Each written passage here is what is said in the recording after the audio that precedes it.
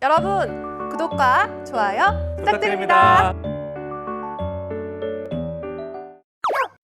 물리학 전공자세요. 근데 데이터 분석 자격증을 따고 은행 IT 직무에 지원하겠다. 은행 출신이시니까 이건 쌤이 좀 조언해 주실 게 있을 것 같아서.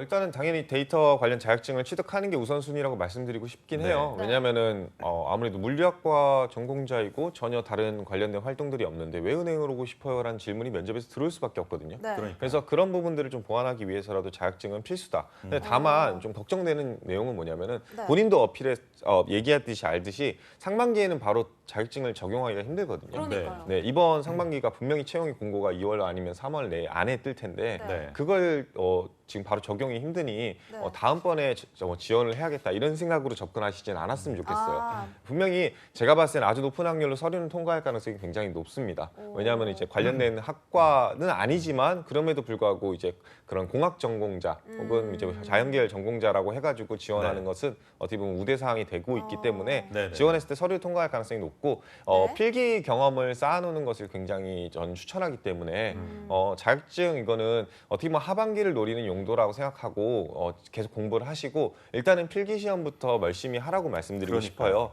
NCS랑 이제 IT 관련, 디지털 관련 이런 시사상식, 이슈 이런 것들도 시험이 나오기 때문에 공부를 하셨으면 좋겠습니다. 특히나 정보 처리 기사 같은 경우에 지금 자격증이 없는데 네. 거의 제가 봤을 때는 정처리 1차에서 나오는 문제들이 굉장히 많이 나오는 것을 네. 확인할 수가 있었거든요. 한 20%에서 30% 비중으로 실제 필기 시험에서도 나오기 때문에 정처리 1차도 한 번은 공부를 봤으면 좋겠고요. 그리고 관련돼서 다른 데이터 자격증들을 공부할까 이걸로 충분할까요 했는데 뭐 홍쌤도 얘기해 주시겠지만 SQLD나 SQLP 이런 다른 데이터 자격증이 있지만 저는 개인적으로 디지털 데이터 좀 자격증을 계속해서 취득하는 것보다는 네. 나는 그래도 이런 데이터를 은행에서 하고 싶어요라는 그런 로열티를 보여주는 측면에 있어서 은행 관련, 금융 관련 자격증도 하나 정도는 취득해 놓는 것이 뭐 어떤 게 오히려 있을까요? 좀 전략적이지 않을까.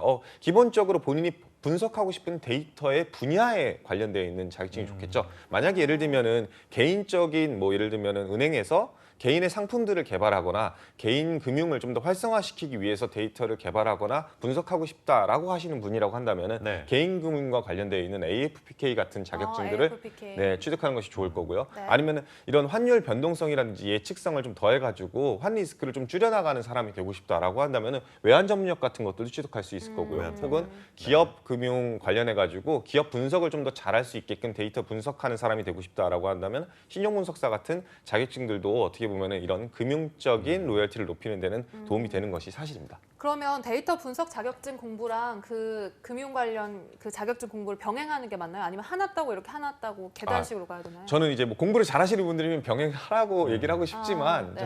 기본적으로 많은 친구들은 병행하면은 둘 다 무너지는 가능성이 아. 많거든요. 그래서 저는 네. 단계별로 밟아가는 것이 좀 더 좋지 않을까 생각합니다.